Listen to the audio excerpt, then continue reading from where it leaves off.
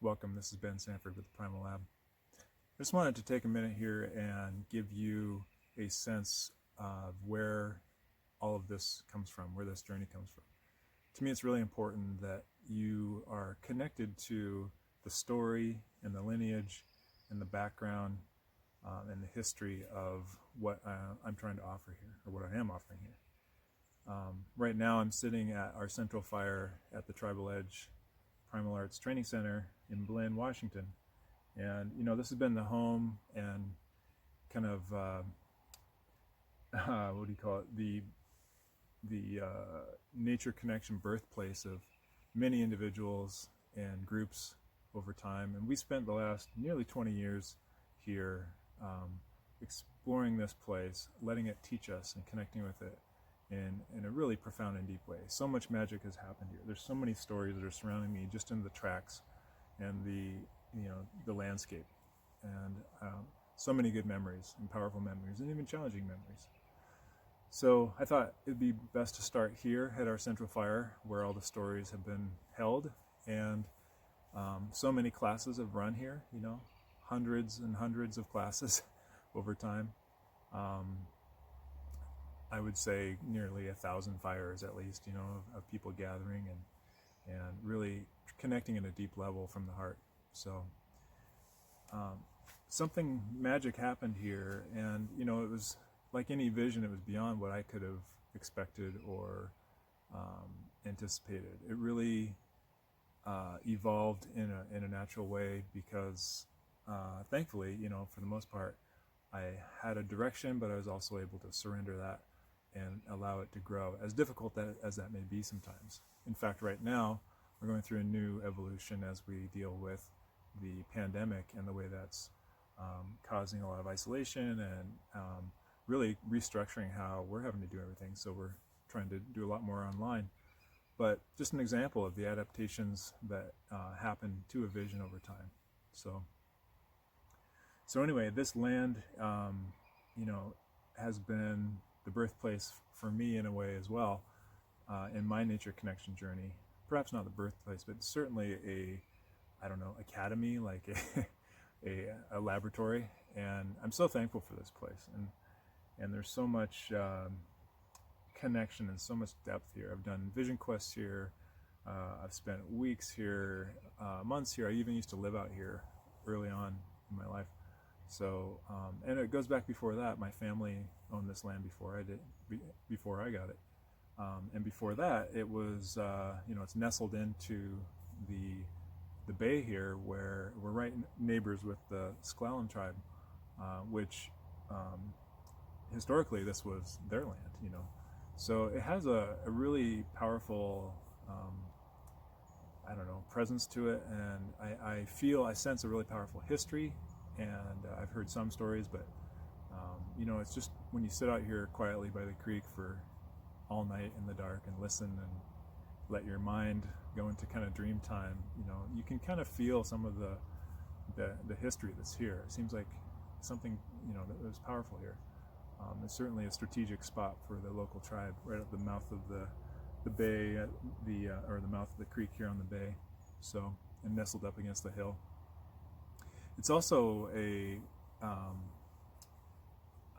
place that, as many people will agree, that it's a place of challenge, and it's a teaching place. And I mean the land itself. There's something about the little microclimate here that is very challenging. In the summertime, it's beautiful and lush and sometimes hot. I just kind of jokingly say, whatever is going on as far as weather, it's just more of the land. So if it's cold, it's more cold. If it's hot, it's more hot. If it's raining harder. And that's added so much. Because we have had so much experience out here with the landscape, that it's been one of the central teachers. And there's something about it that just penetrates to your core, and to me, it offers a really primal perspective, or primal experience, because it's very honest, and it's we can sit out here and talk and theorize, but the land will check that. It will make sure that we have grounded ourselves in our skills and our knowledge, so embodied it, so it requires a certain amount of conditioning and surrender and reality to which has added so much to the material that we do. Because in the past 15 years, virtually all of our classes have taken place outside in all weather. I mean, once in a while in the wintertime we'll move into the yurt to we're under cover so that we can take notes if we need to take notes. But for the most part, we use the elements of the land for the teaching. So that power has been kind of embedded into the Primal Labs. So even though this is going to be an online class, or you may be looking at this online, this comes from a very embodied, rich, grounded in the elements experience. So that's the first thing I wanted to share, just our connection to the earth, and how that, we don't step inside, and this isn't a sheltered little thing. This has been very real and very, I don't know, just it's primal. So secondly, I want to expand beyond that. If we go back in time to my childhood of growing up here on the Olympic Peninsula, and running around as a kid. I mean, through most of my life, I took my shoes off when I was very young, around 7 or 10 years old. I don't exactly remember, but just kind of had this feeling, just had like something whispered in my ear to take off your shoes, and it just felt right. So I kind of made this commitment to myself of I am going to be barefoot, and I didn't even know what that meant, but I still am, and it's been a really important step for me, is to take that little bit of a step of connection. I mean, I wear shoes sometimes, to go in stores and stuff and whatever, but for the most part, I wear sandals and I'm barefoot. And to me, I just kind of grew up as a feral kid, and I was most comfortable outside, training and playing and all that. And that's I had this wildness that I really treasured in myself and wanted to preserve that, and didn't really understand it, and wasn't really understood, and I was kind of okay with that. So, and eventually, thankfully, I, as I was in my teenage years, found some deeply authentic training in the skills of nature connection and nature awareness, and the primitive skills of living with the earth, and the philosophy of living with the earth, and so much more. And that was through the Tracker School and Tom Brown Jr., who is my main teacher, and the lineage of his teacher, who he called Grandfather Stalking Wolf, who was a Southern Lipan Apache. And if you want to find out more, which I highly recommend, in fact it'll be part of your resource list for this training, is that you read some of Tom's books. And I'll just throw it out there. He wrote the book called The Tracker, which is his first book, and it's a great place to start. It gives you a sense of where that knowledge base came from. So I really consider Tom as, the training I did at the Tracker School, or still do. I still participate every year, and I'm part of that family, and it's a big part of my life. And I'm just so thankful for that vision, and for Tom's dedication and sacrifice, and just the incredible knowledge and wisdom that he has preserved and passed on and continues to pass on. So truly transformative, absolutely changed my life. I went to train with him, I think, when I was 22 or 23, and came back seeing the world differently, and knew I'd found my path, or an enhanced, a new chapter of my path. And so I'm just so thankful for that world. Most of what we do in the Primal Lab has some connection to that knowledge and that lineage. That said, there's also been other influences, for sure. Some of them are connected to Tom Brown. That another strong influence was John Young, actually, with Wilderness Awareness School, or the 8 Shields program now. and his teaching and what he really gave to me was the ability to learn more from the earth and from myself and from Tom too. So I kind of look at it as John and the art of mentoring and all that created the container for the knowledge, while and Tom was providing the content, although they provide their own content too, of course. So anyway, just another powerful, extremely powerful resource and experience that shaped how I connect to the earth and these skills, and it molded the container of Tribal Edge and Primal Lab. So definitely very thankful for them as well. Thankful also for Joe Lau, who's been another hugely influential teacher. And Joe is a teacher of ninjutsu, as well as when I was going through some really important training at the tracker school when I was younger. Joe was one of the head instructors, or the head instructor at the time. Joe also had his own training he called Natural Duties, and it really opened up this whole side of the protector that just changed everything for me and has become a huge part of our work. So the Natural Duties training gave me kind of a template or a core way to look at these life supporting skills, and actually created a framework or a schema for organizing our whole training, our whole curriculum. So deeply thankful for Joe and the work he's doing still. So this is just a few people. My martial arts teacher, Guru Kem Panel, deeply thankful for his influence in my life and for my journey as a protector and more. He helped me realize that I'm an alchemist and have been my whole life, and he's brought so much depth and vitality to my world. So there's so many teachers and so many sources. Another deeply influential source was Ken Wilber and his integral theory that kind of I modeled a lot of our training off of in terms of trying to have a multidisciplinary, multidimensional perspective and a holistic approach. So there's just been a lot of influences. So none of this content is mine. I didn't make this up, and it all comes from deeply tested and what I consider very primal sources. Primal meaning essential or foundational or kind of this universal realness, and very authentic.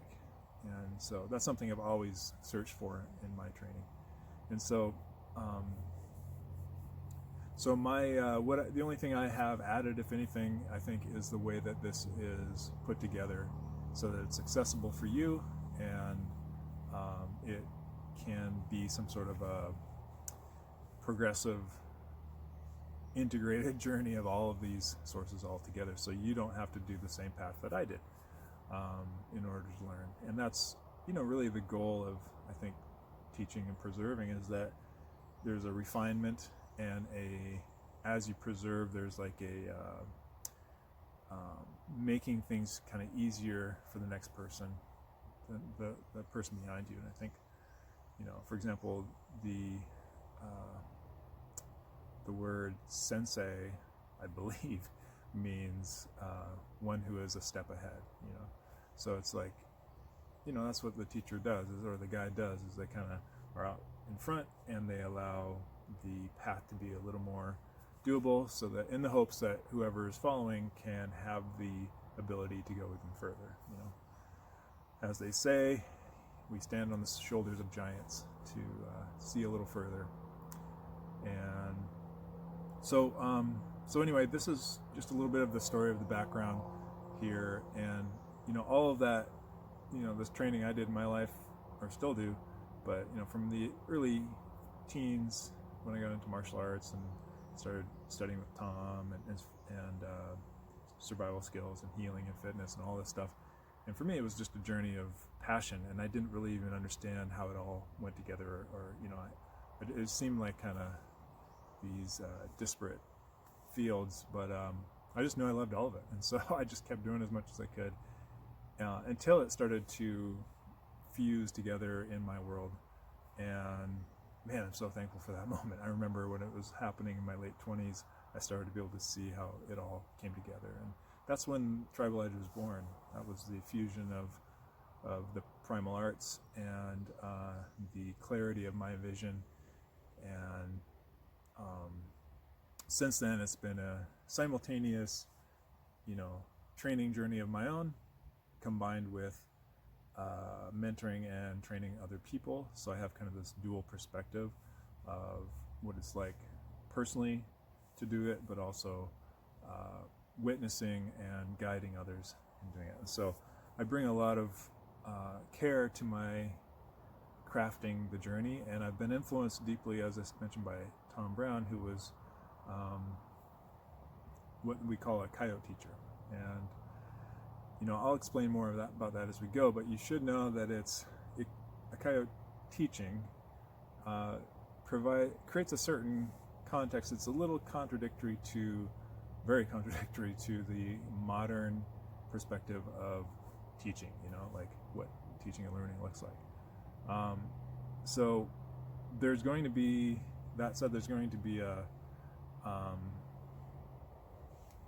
that because of that influence in this training, it's going to perhaps be an experience that's a little different than what you're used to in terms of learning. So you may feel that some things are left undone, for example, or there might be some kind of open questions going, and all that stuff's on purpose, because what the intention of that kind of learning, and this is what happened to me, it creates an opening, and it's generative learning. It makes you keep going, and it makes you keep seeking and searching and put the pieces together for yourself. And what it really does is help you build a relationship to whatever you're learning on your own, rather than learning through someone else's relationship. And that's very important, and really one of my commitments is that I help people develop their own relationship to the arts and to the skills, and to the knowledge. So and I'll explain that more as we go, but I want to make sure that you kind of get that sense. So anyway, I'm going to be talking about these folks more and more as we go in different videos, and probably stop at certain times and tell stories that have to do with where the teachings come from, or some of the stories will actually have teachings within them. And I hope you have, I hope you get into it and can play that game with me and enjoy the process, and let it be, and be curious, and just see how this all unfolds. So so this is a different way of learning.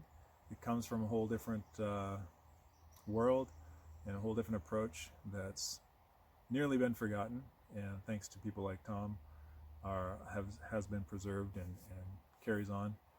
And I'm going to do my best to give you everything that I've got, and make this a rich experience for you. So I want to thank you for your attention and your time, and I hope that you keep going through this introductory course here and get familiar with everything. And I look forward to diving into the actual, material very soon. So with that, take care and keep going.